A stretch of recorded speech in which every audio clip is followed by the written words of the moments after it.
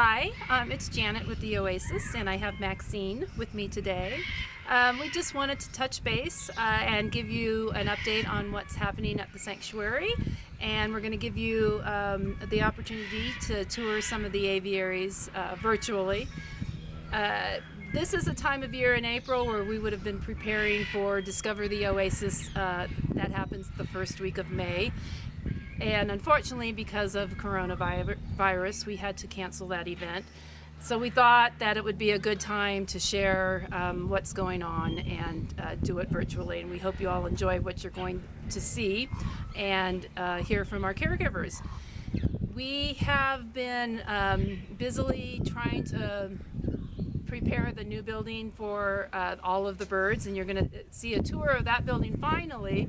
We apologize for the delay in getting that to you, but we do want to show that to you. We have many birds living in there, but we are still working on setup and aviary build out, and it's coming along slowly, but it is coming along.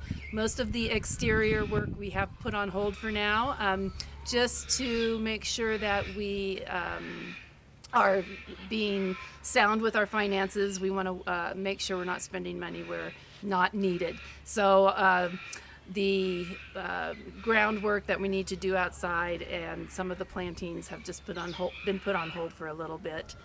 And we're really sorry that we didn't get to have our event and see all of you who come out every year, and the new folks that would have been here that we would have met. It's always a fun event, and it's a shame, but to keep us all safe, we thought it was the best thing to do. So this is Maxine. She lives in the new building, and she and I have spent a lot of time together. She is prone to very severe sinus infections, so I've had her in my foster care off and on while she's being treated for that. But now she's living in the Macaw aviary in the new building and doing really well there. And I did train her to wear a harness, so I just wanted to make sure you all know that, you know, if you have your bird out, that you have them out safely, outside safely in a carrier or in a harness, and Maxine does really good in her harness.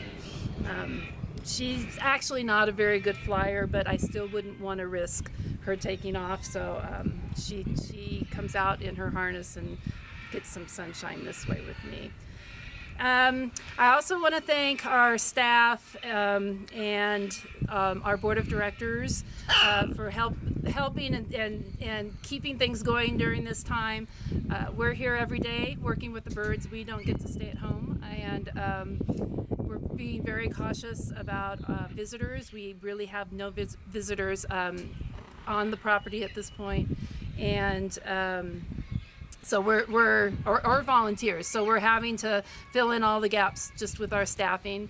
So it's been a little bit of a challenge, and some things have kind of been put to the wayside, some of our projects that we were working on, just so that we can continue the bird care and make sure the birds are receiving the best care possible. So thank you to the staff and to our board of directors who've been very supportive during this time as well. So enjoy the videos you're going to see, and certainly if you have any questions, once you see them, you can contact us here at the sanctuary. You can use our contact form on the website, or feel free to call the office. You might get the voicemail because we're always out with birds, but we'll get back to you as soon as we can. And certainly if you see it on Facebook, Lori is always available to answer your questions on Facebook as well. And on that line, I'd like to thank Lori. She's doing a lot of these videos and putting them together for you. I'm sorry, I didn't mean to touch your toe. Anyway, she's doing a great job with that and getting the information out to you and shared with you. So thank you, Lori. So have a great day, and hopefully we'll be reopened soon and back in normal business, and visitors can come. It's likely we will continue doing some virtual things for you, so watch for news on that. Have a great day, and please stay safe and stay healthy. Take care.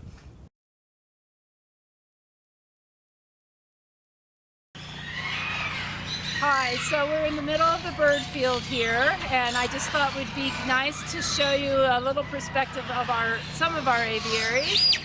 Behind me is the large African gray aviary. We do have our winter panels up still. It's still getting quite chilly here at night, so the birds do need the protection. All of these will come down probably by the end of April. We're starting to see warmer daytime temps, which means nights will be good.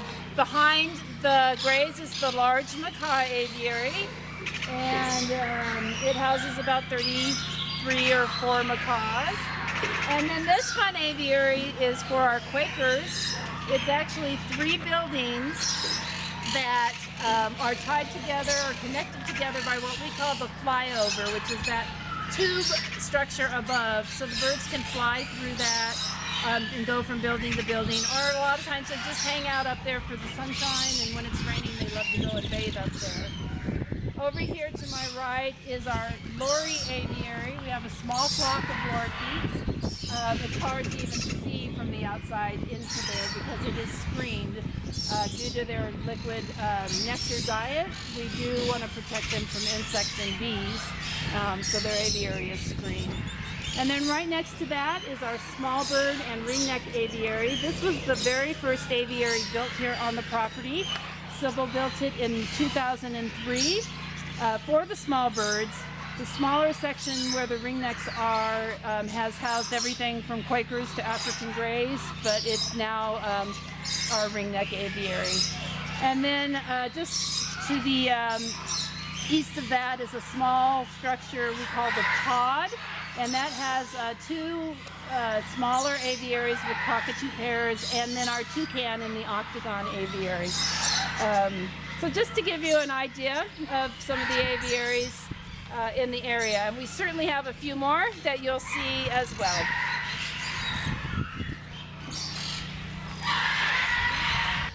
So I'm going to show you a few more of our aviaries. We're on the north end of the property here of the bird field. And again, behind me is the Macaw aviary. We saw the south side of the Macaw aviary, so this is the north side. And to the right is the quad. This is a structure that currently has 3 aviaries with smaller flocks. When we originally built it, it had 4 aviaries, and that's why it got the name the quad. But we did open up one side to make a bigger aviary for a larger flock of African Greys. And this is our female cockatoo aviary. It has 14 cockatoos, all single females. And we actually have some special needs birds in here. I hope you can hear me through the screaming. So we built this aviary just a little bit different for them. It has a much lower roof line, so they can't get too high up. And also we keep straw down on the ground, which gives them a cushy landing should anybody fall or misstep on a perch and go to the ground. So we don't have any injuries. But they're a happy flock. So 3 more of our aviaries here. And then behind me, we'll walk over this way a little bit.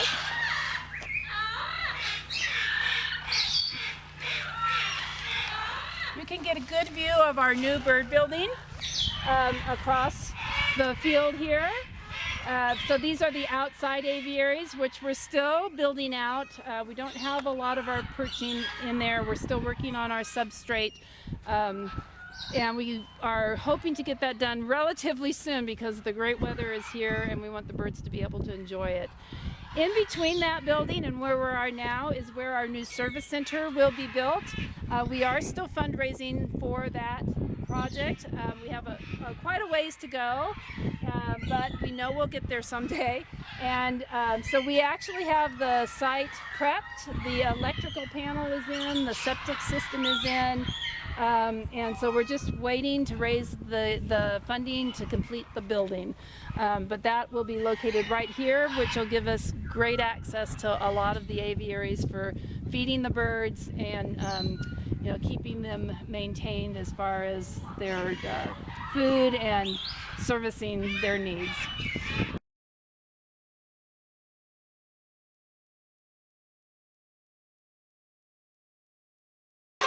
Hello everyone, welcome to the CDC-approved social distancing tour of the Macaw Aviary. My name is Adam and I'm one of the caregivers here at the Oasis. So this is a big room with about 33 macaws in here, so why don't we just take a walk around and look around and see what the birds are up to.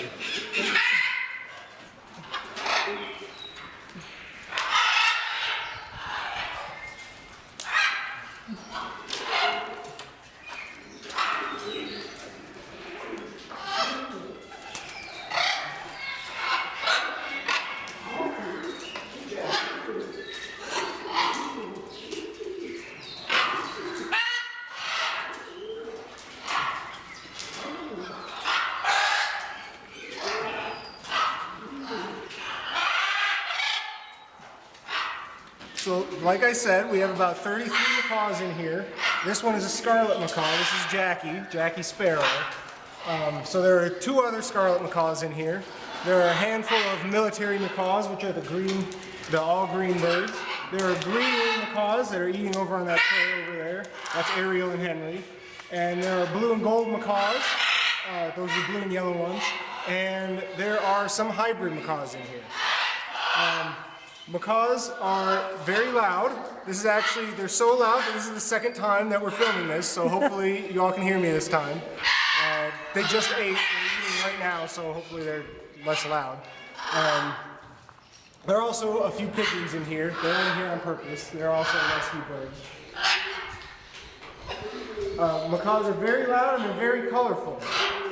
And the reason that they're colorful is actually so they can stay camouflaged, which sounds like it doesn't make any sense.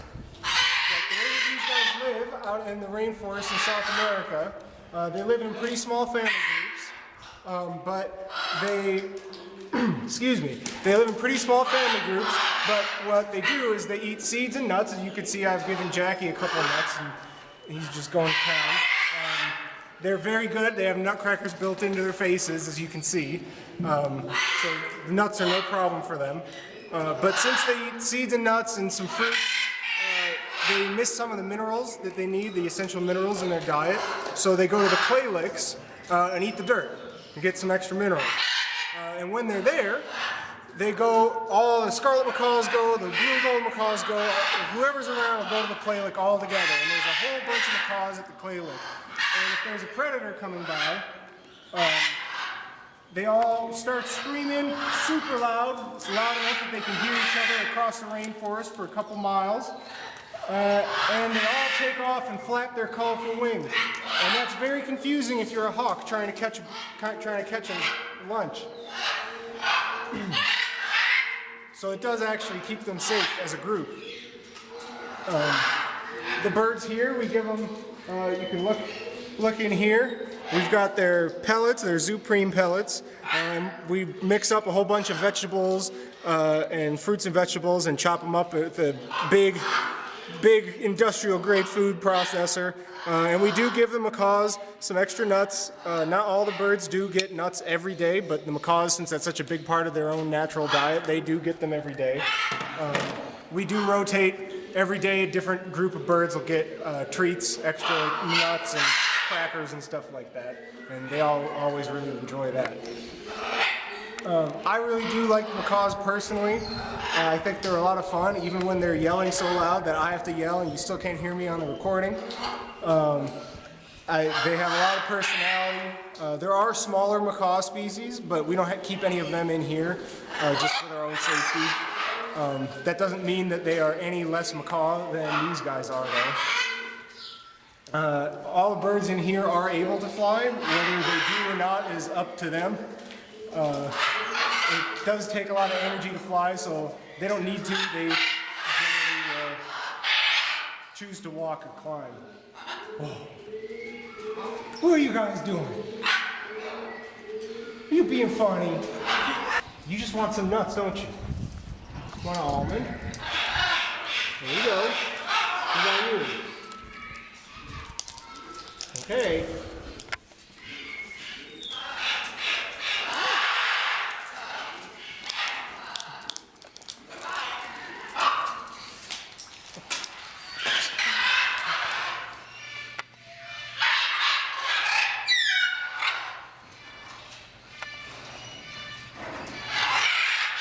Just now they're done because I'm not happy.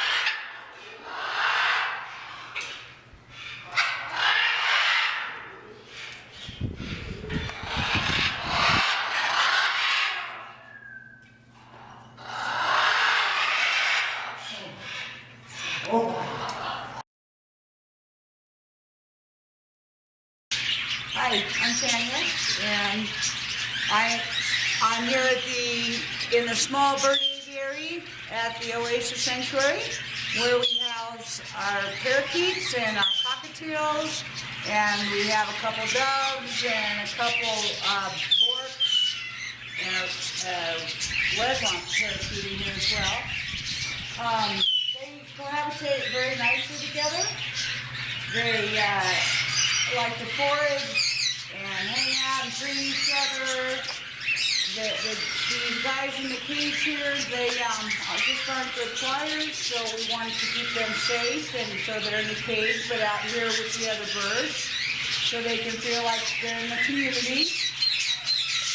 The cockatoos like to get on the ground and dig and forage for whatever. One of them over here, little Pearl, is she's sitting on a rock. She's probably going to eat her egg. These guys, cockatoos, are from Australia, and they're in the cockatoo family. They're the smallest of the cockatoo family. They like the wetlands, brushlands, and they're in the grasslands. The parakeets are also from Australia. In the wild, you'll only probably see the green, black, and yellow ones. In captivity, we make the colors, the different colors. So they're a lot of fun. They'll come on and interact and give kisses, but if you put your hand up there, they usually will fly away. Hey, how you doing, guys? Hello. Hello. So these are a couple males. They're pied. They're just coming to hang out and talk in my ear.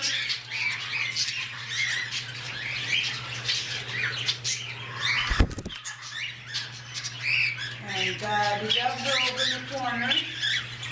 We have a parakeet that is in love with one of our doves over there. And he'll jump on his back and he'll just sit there and preen and preen and preen and preen the dove. And the dove just sits there and lets him.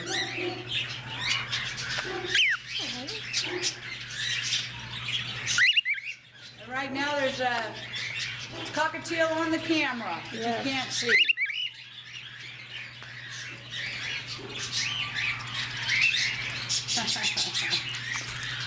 This is always a great place to come and just relax and just let the birds interact with you. They're all friendly. It's not too loud. Yeah, they're very gentle and they are a lot of fun to hang out with.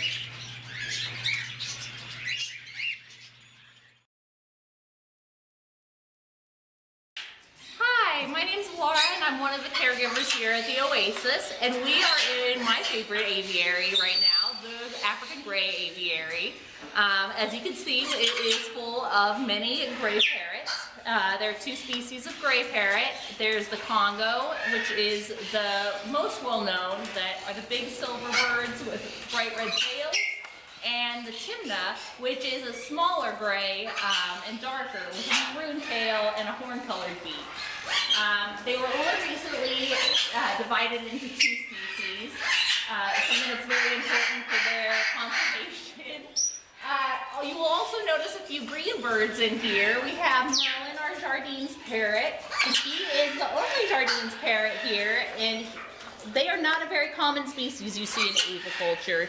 They're also an African species of parrot, but they're not very closely related to African grays. They're in the same group as Senegals and red-bellied parrots. So he does all right in here, but he doesn't make very good friends with the grays. He's more of a people person. But we also have our 4 lilac-crowned Amazons, one over there. These 4 are actually wild birds that were confiscated by U.S. Fish and Wildlife, being transported illegally across the border. That's relevant for this aviary because many of the birds in here are actually wild-caught grays that came to America when they were shipped directly from Africa. Those birds can be identified by their open band that has USDA printed on it.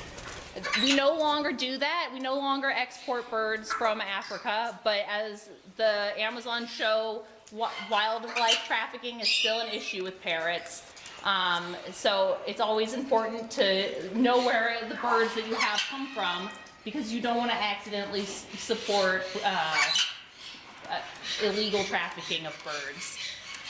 Many of the wild birds here don't really like to come down and spend time with people, and that is why we put the Amazons in here, so that they can go high up into the ceiling and they aren't required to come hang out with us if they don't want to. Like I said, many of the grays are the same way, but they can come down to the ground, and they love to do that when it's time to eat. As you can see, they all have very messy beaks, and it may surprise some people that aren't gray owners to know that they are probably the messiest birds here at the Oasis. They like to wipe their beaks all over everything, because that one's doing right now, and fling their food all over the ground.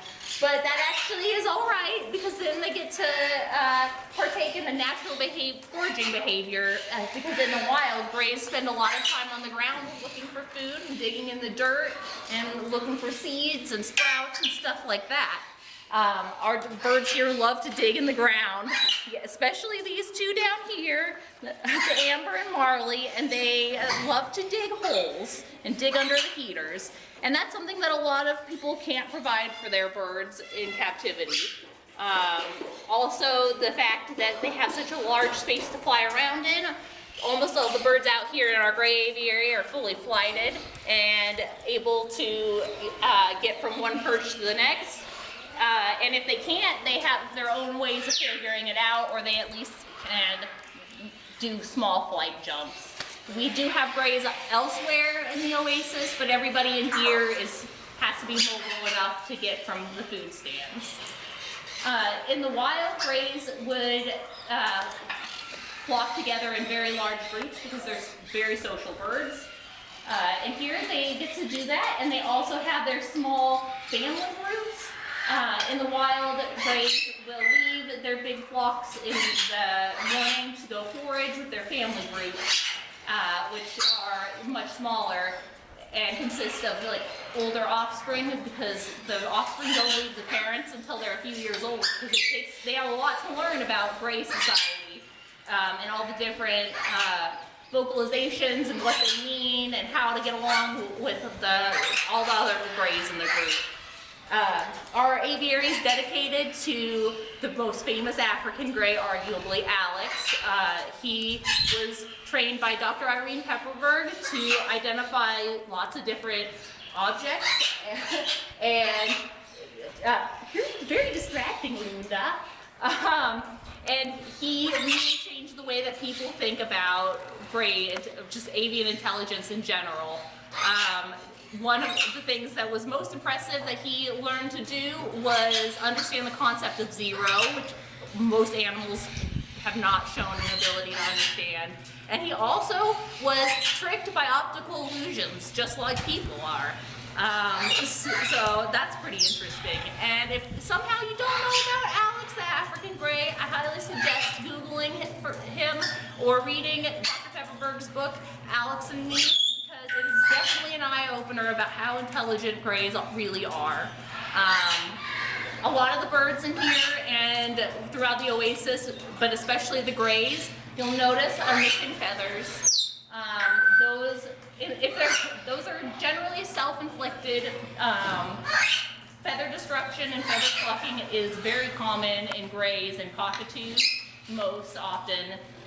It's kind of a difficult behavior to explain why it happens, but basically it's a coping mechanism that they learn when they're in captivity to deal with captive life. Not all birds are treated best, but that isn't even it always. It's hard to know what is not being provided for a wild animal.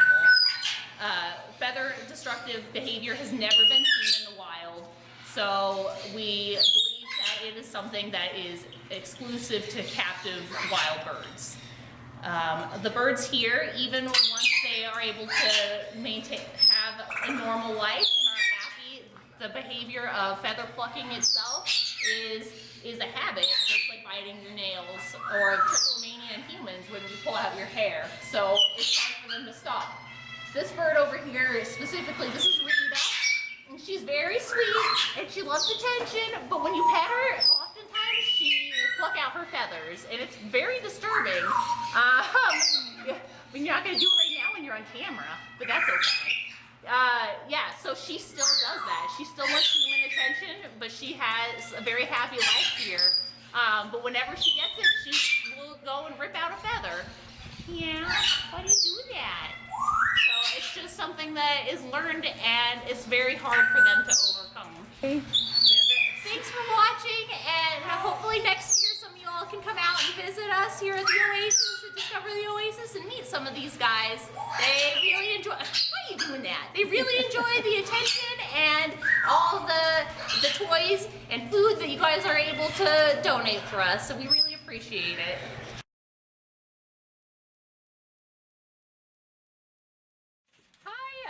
Hi, my name is Kieran. My name is David. And welcome to our female cockatoo aviary. We have with us Marshmallow. And Sunny. Marshmallow is an umbrella cockatoo, and they're native to Indonesia. And Sunny is a lesser sulfur-crested cockatoo, who is native to Australia. And then we have a bunch of more friends in here that we can come and see. It might be noisy, so brace yourself. Oh, he's gonna Here's Cosmo, and we have Ricky. That butt right up there is Tangy. Hi, Tangy butt. Oh, you're feeling saucy today, aren't you? There you go. So in this aviary, we have a lot of low perching because a lot of these birds are actually plucked, and they can't fly. And so we also ensure their safety by putting straw on the ground, so if they do fall, it's nice and cushiony. But we do have some good flyers in here, but most of them are like Lorikeet who are plucked, and she has to wear a collar to make sure she's safe. But they have all this natural wood they can chew on, toys they can swing on, everything they can destroy. But right now, all they care about is human attention. That's something that's very popular about cockatoos, is they very much like attention. But what that's not popular about them is they can flick like a switch. And sometimes if they're not getting the exact attention they want, they can get very bitey. If you want, I'll bet I could throw Sunny and she'll come flying right back to me. Boomerang, woo!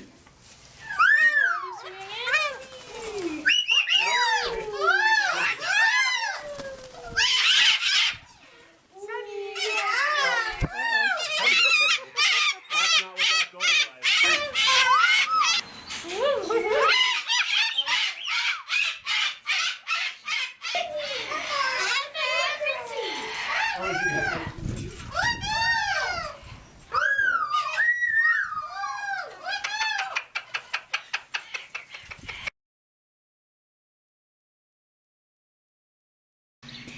Hi everyone, I'm Adam. We're here in the Lorikeet aviary. We only have 5 lories in here right now, so it's not a very huge space, but there's plenty of room for them because, as you can see, Miss Beaker here, they're not very big. Lorikeets, at least, so Beakers are rainbow lorikeet. Rainbow lorikeets are found naturally on the eastern seaboard of Australia. All the lorikeets are in Southeast Asia, Oceania, Australia, that part of the world, but they're from the eastern part of Australia, where all these lorikeets are nectar feeders. They're not like all the other parrots. I'll see if I can get Beaker to stick out her tongue. I don't know if you'll be able to see, but they actually have little hairs on the ends of their tongue that help them suck up the nectar from the flowers that they drink. And they also do eat soft fruits, but that's pretty much it. They're very specialized. And you can hear Skittles going crazy. They're very noisy. In Australia, though, you can find them. The wild birds know that they can go to people and get hand-fed by them. So in certain parks on the coast, you could get special nectar to feed the birds yourself. Skittles loves to talk over me, as you can tell. So we have Beaker and Skittles, and they're rainbow lorikeets, and actually so is Zha Zha over there, the plucked one. Thanks, Skittles. There used to be a whole bunch of subspecies of rainbow lorikeet, but recently the taxonomic groups have decided to split them apart. There's, I don't even remember, a dozen different, 6 to 10 different subspecies of rainbow lorikeets, and now some of them will have their own species, so it's kind of hard to keep track of, to be honest. We also have Jelly Bean right here. She is a blue streak lory, and Rosie in the cage over there is a geriatric blue streak lory, and they kind of pick on her, unfortunately, if she stays out. So she's in her cage, but she's still doing pretty good. And the blue streak lories are from the islands just north of Australia. They're part of Indonesia.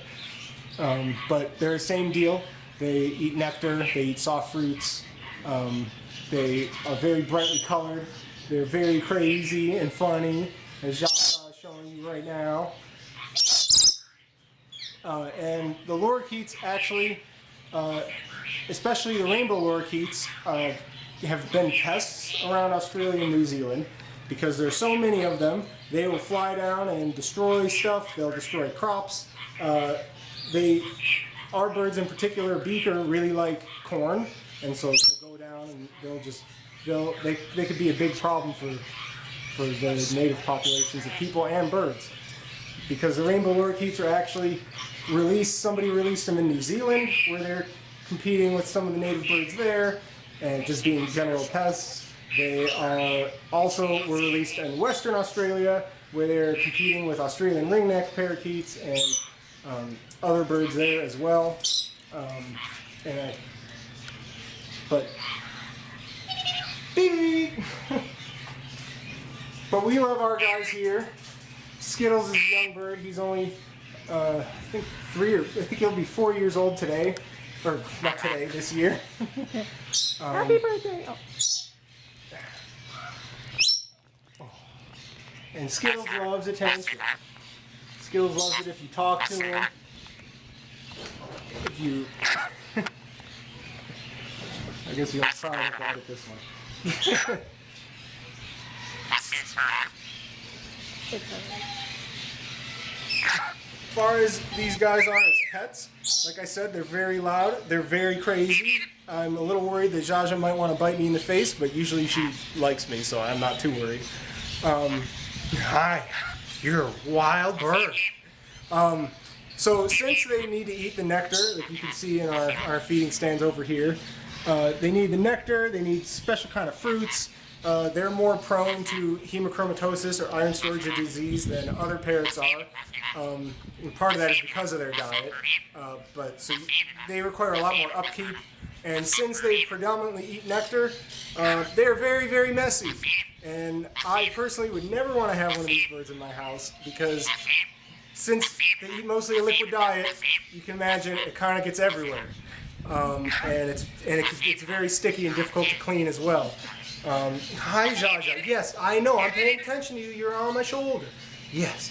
So, as with all parrots, they're very needy and they love attention. And if you don't pay enough attention to them, then you can have some problems. Hey, Jelly Bean. Thank you.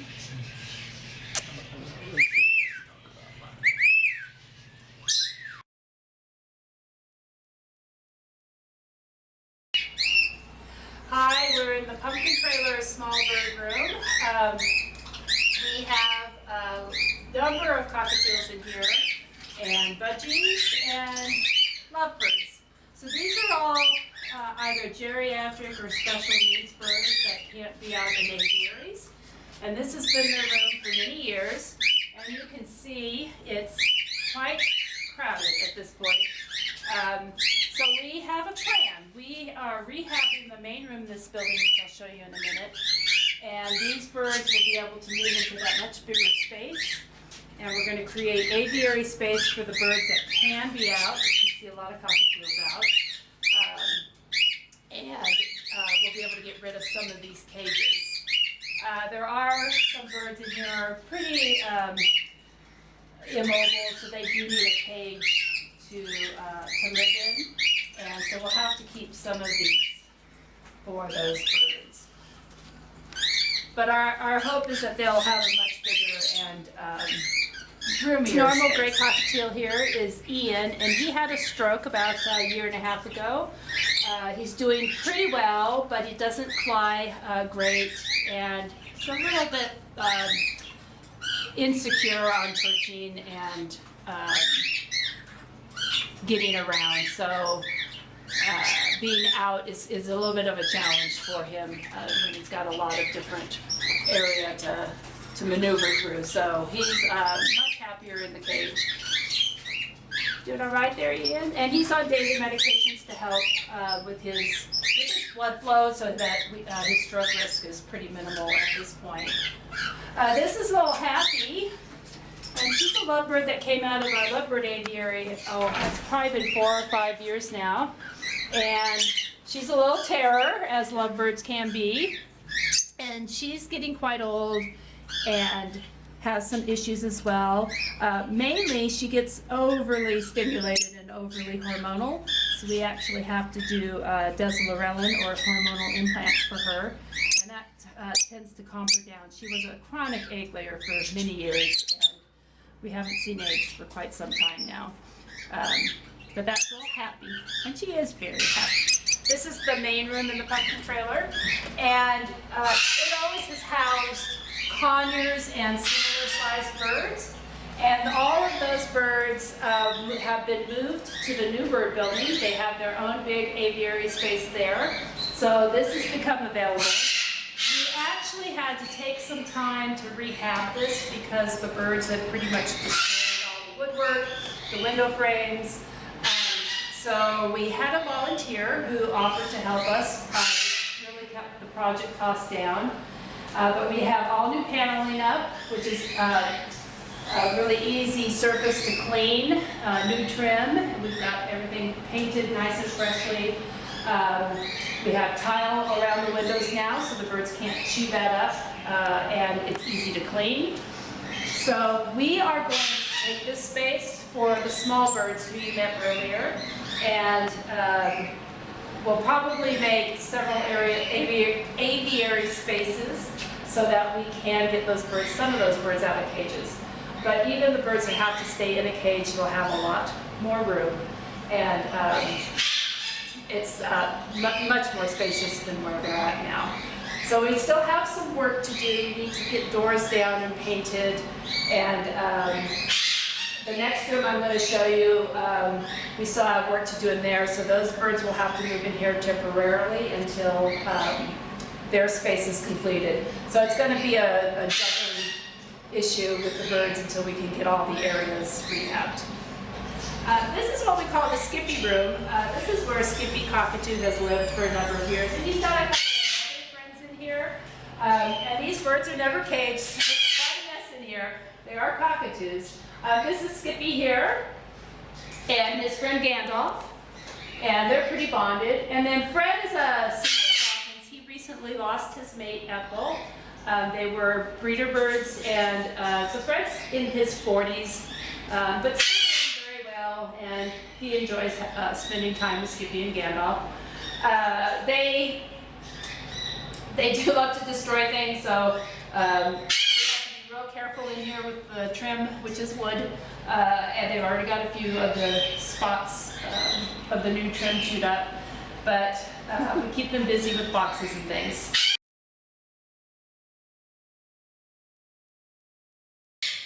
We're in our new bird building. This is our new indoor-outdoor building that houses many of our larger geriatric and special needs birds. We are in the midst of still building out aviaries for these birds, so a lot of them are still living in their cages, but our hope is that many will be able to get used to the aviary setups, and we'll be able to get rid of their cages in time. A lot of these birds have lived in our indoor areas with a cage for quite some time, so this is a big adjustment for them. I want to just take you down and we'll show you the different rooms. We are housing birds by family. So, with a few exceptions, but we want to try and create small flocks of the same species, like we do in our outdoor aviaries as well. So this is our African gray room.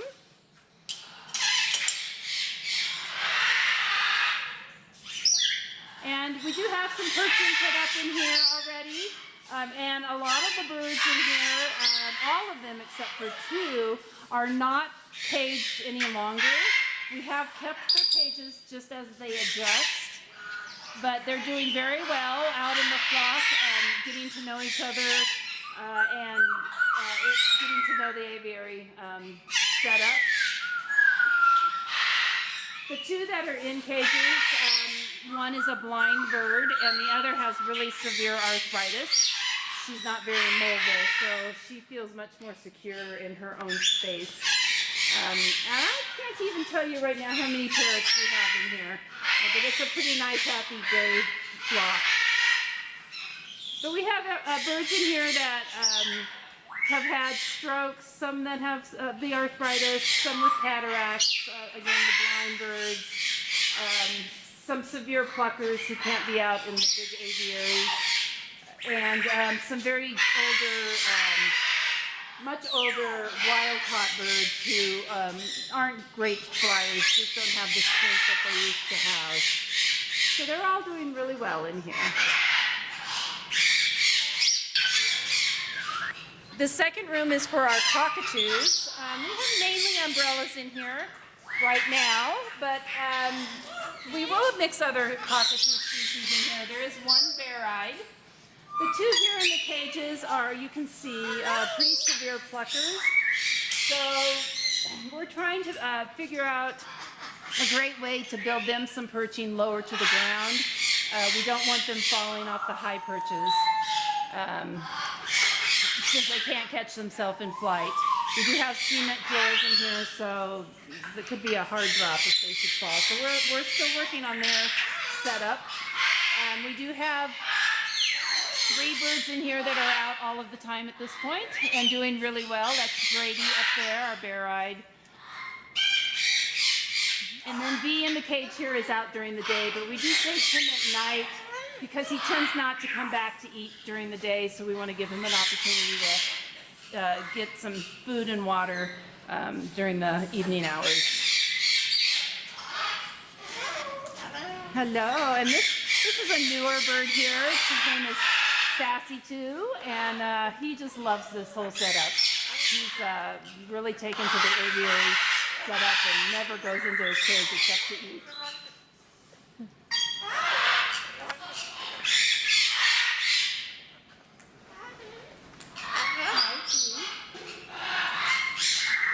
So we do have a lot more perching work to do. We try to get it done. Excuse me. We try to get it done during our normal tasks, which is sometimes a little bit of a challenge. So it's been a little bit at a time, but we're getting there. We're getting more and more perching hung. And we actually want to say thank you to everybody who donated the perching, the nets, and all of the fun hanging perching options that we got. So a lot of those have gone up and are being used if they're just talking about perching. So we're going to go to the conure room next. Oh, here's a pile of wood. So this is our natural wood from the area. We're using pecan. Since we have a lot of pecan trees here, we have a great source of wood that we can use for perching. So this is stuff we've brought in that still needs to get hung. And I see some staff have already started to put eye hooks in some that will go up. And it's great wood for the birds. Lots of good bark to chew on.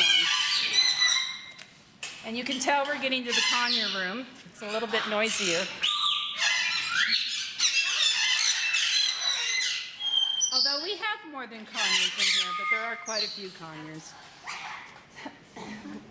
Most of the birds in here do have physical problems, so they will keep caging. But there are some here that are good flyers and get to come out and do really well. out in the aviary. This is little Noni.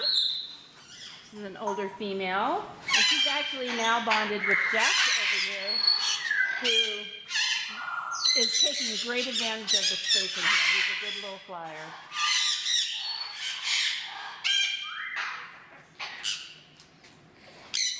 Hello, Captain Jack. In this pair, we have one bird that has had a stroke. She can no longer fly. Her mate is a good flyer, so we do let him out during the day to take advantage of that. And then he goes right back to her. And we haven't done much perching in here just because we know at this point that a lot of these birds aren't going to be able to get out and fly around. But we'll get a setup for them where they can definitely spend time out of their cages where it's safe. A couple of Quakers, more conures here. And these two just paired up and they moved in here. That's Isabella and Chicky. And they're very happy to be together. Chester the mitred has sight problems, as well as the Senegal over here who is blind. The male Senegal is blind. And then our 3 Alexandrins are also in here. 2 of them have lived in our ringneck aviary, but they're getting older and having more difficulties getting around. And they're very happy to be in this space. They've just totally taken advantage of everything that it has to offer. They're all over the place and using all of the perching. And Alex up there flies really well, so he's known to take some laps and do really well.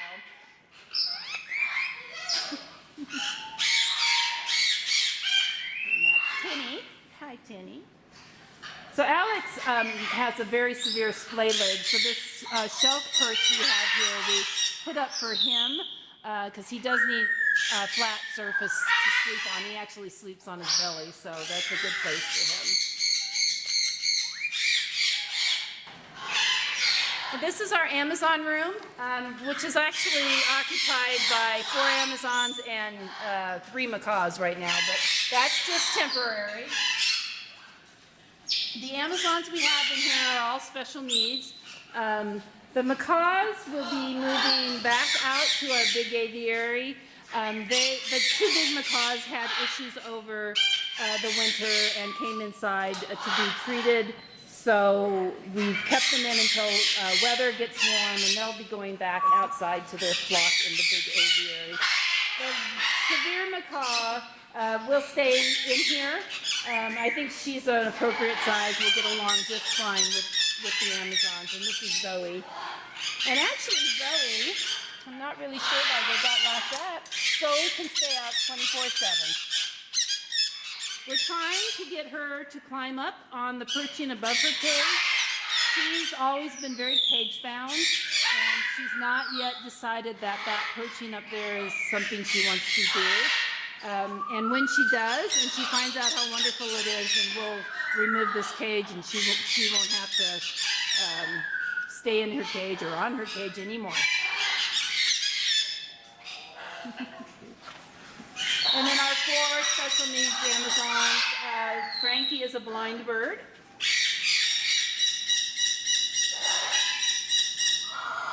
And a sleepy bird right now. And this is Blue. Blue is one of our oldest birds here. We believe he's in his 60s. He's a wild caught.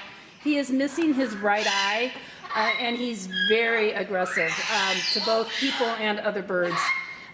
He lived outside for many, many years, but the last couple of years his feet have become very, very arthritic. So we got him inside and on some anti-inflammatory medications to help with that. And I'm not sure, I'd love to try him out, but I'm not sure that he'll do okay with the other birds in here. We'll give him an opportunity and see how it works out. Sparky is another geriatric bird. He is coming out and using the perching. He's decided it's really great. And he spent all day out up there. He does come into his cage to eat. He's missing many toes on one foot. and some toe tips on the other foot, and he's got some arthritis as well. And then Patty Cake is a geriatric little red-crowned Amazon, and she's on daily medications for heart and kidney and liver issues.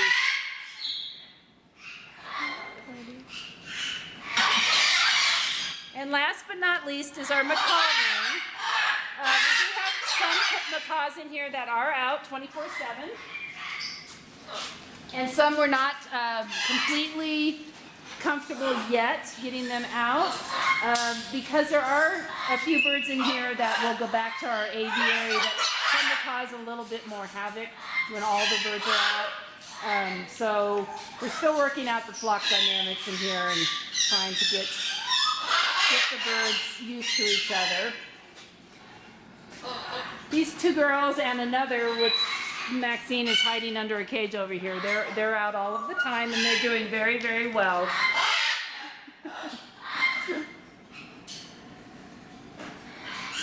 Sunny and Oscar are from the aviary, and they'll be going back outside, and so is Kobe, and he's ready to go. We're just, again, waiting for some warmer weather to move them back outside. And I'm going to show you the outside area. We still have a lot of work to do in our outdoor aviaries here, but we've started to do some of the groundwork here.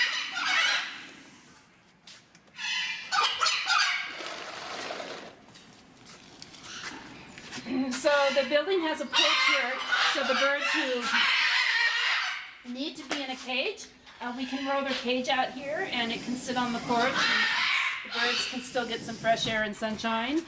And then the open area, right now we're working on wiring the ground, and then we're covering it with sand, which is a product we use in some of our aviaries. So we just got some sand in here. We still have to tack down wire in the other aviaries and move the sand in. And then we can start building out the perching in here as well for the birds to start spending time out. And we are starting to get some great weather, so we wanted to get that done and get them out here as soon as possible.